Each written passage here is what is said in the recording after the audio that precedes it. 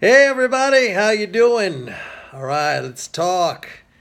I'll tell you who is talking this morning is the new Fed chief, Jerome Powell. Now, I thought he was going to be a little bit more on the dovish side that he's known to be a monetary policy dove, but his comments really fall along the lines of Janet Yellen, I would say. Maybe even a little bit more to the hawkish side of Janet Yellen. So it came as a little bit of a surprise to the markets. We see a dollar rally, we see a gold sell off. Now, let me just make this statement.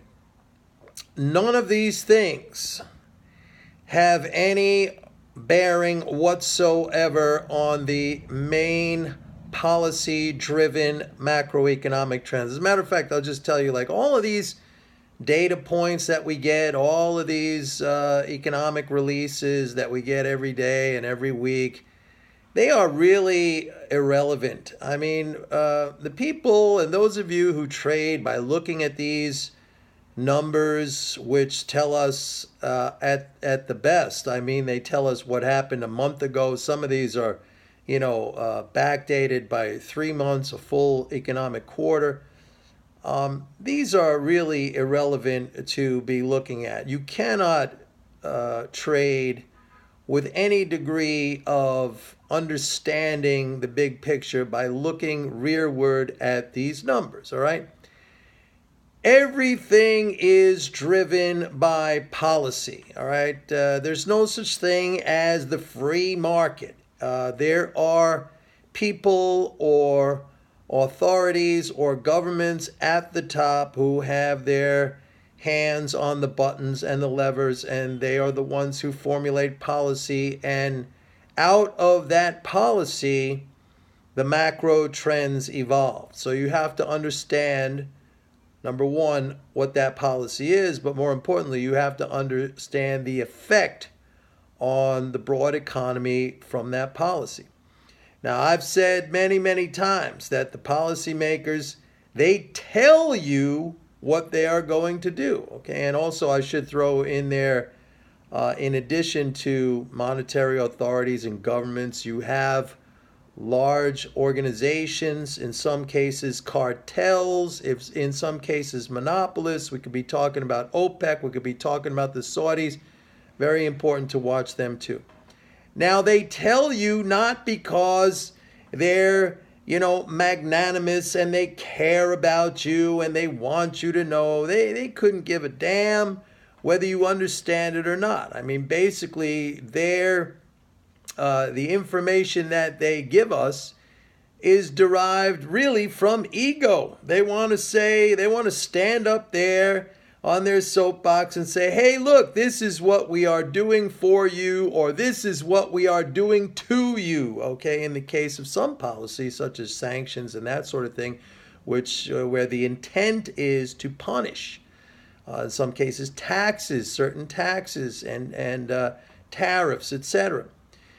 So they tell you, not out of generosity or benevolence, they tell you out of ego. They want you to know I am the guy in control, and this is what I am going to do for you, or this is what I am going to do to you. Same thing with the central bank, the Fed, Bank of Japan, ECB. We are in control. We are the monetary authority. This is what we are going to do. We are telling you now that we are setting the interest rate at whatever percent because we are pursuing a course of action to create a certain amount of economic growth or control inflation or create jobs, which you cannot do with an interest rate, or it's very hard to do with an interest rate anyway. So all this stuff, I mean, if you sit there and if you think that you can jump in like so many of these zombies, you see this every day right now. I'm telling you right now,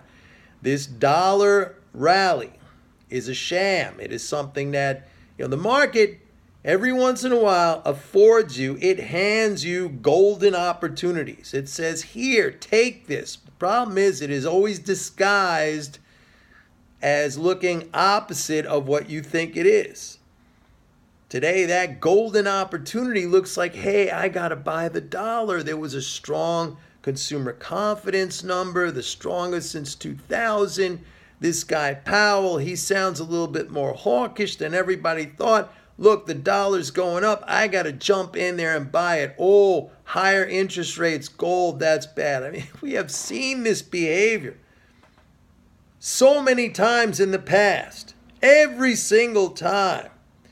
It has been the wrong behavior, and this will turn out to be the same thing. Now, the part that you have to understand, or the part that you have to implement, the part that you have to execute, is the control over oneself, the control over yourself. For many people, it is not easy to go against what is happening at this moment. There is emotion tied into these movements. People allow themselves to become emotional. They allow their actions to be dictated by emotion. There is very little reflection or analysis or attempt at understanding what is going on. What they see is what they react to, but very often what you see is not really what is there, okay? And that certainly applies to markets and trading. So, once again, and I've said this so many times in so many videos, and those of my followers who have really evolved to a high level and have turned their situations around from years and years of loss or, kind of static non-result into profitability. Every single one of them, without exception, have said to me, Mike, the thing that you have given me more than anything else, more than even the MMT analysis, was the mental game, the understanding, the mastery of myself, the focus on myself, the control of my emotion, the discipline, the detachment, the patience, all of those things. Here is another opportunity right now. Some of you will take it. Some of you will scoff at it.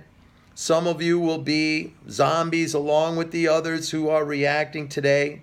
This could carry on for a couple of days, even a couple of weeks. It does not matter. Those moments in time.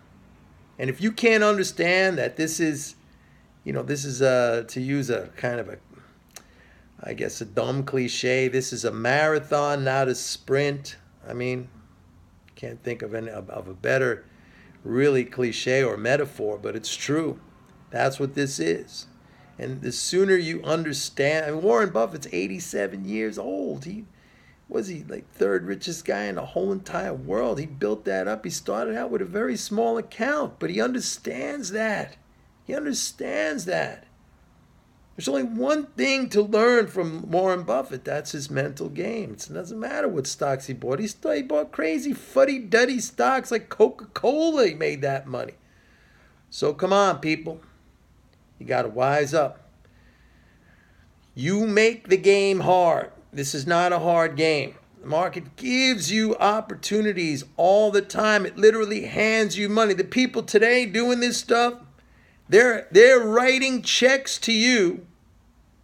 You just have to be smart enough to go take it from them. They're reaching out with their hands with a signed check saying, here, take my money. Can you take it? Will you take it? Do you have the sense to take it? I don't know. A lot of you don't. Think about it.